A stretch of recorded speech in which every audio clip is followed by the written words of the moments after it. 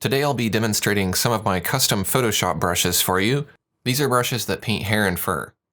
If you're interested in downloading these brushes, there's a link in the video description. In the hair and fur category, I'm going to choose soft medium hair. I'm going to choose a hair color here, like a brown, and I'll go ahead and paint a stroke. Now I'm using the Wacom Pro pen, and I can change the angle of my pen to change the angle of the hair, like so. That's because this pen supports pen tilt. There are other pens that can support pen tilt. If you have pen tilt, then you'll be able to do this. If you don't have pen tilt, then this brush is going to spray out the hair in only one angle.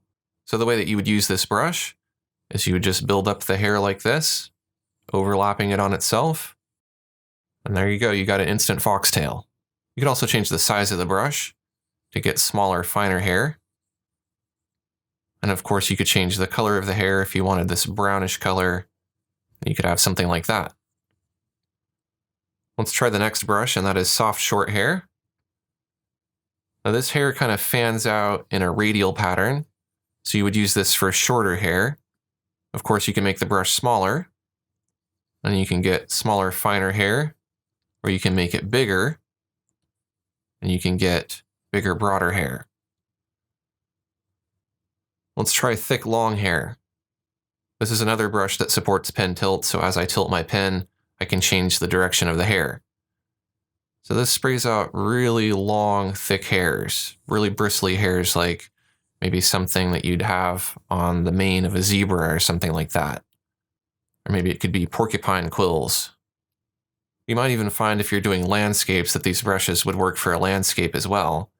This could just as easily be a grass brush, as could any of these brushes really.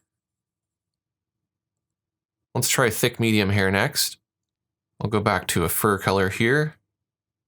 We'll paint with this brush. It also supports pen tilt, so I can angle the hair very easily. You could of course combine these together, so we could add some soft medium hair to this and kind of build it up to have different kinds of hair for our animals. And last, in the hair and fur category, we have thick short hair. And this gives me shorter hair that's thicker. So there you go, those are some of the custom brushes I created for Photoshop. You can download those using the link in the description of this video. I invite you to check out some of my other custom brushes and free tutorials for Photoshop. Just click on the links at the end of this video. Thanks for watching, and I'll see you next time.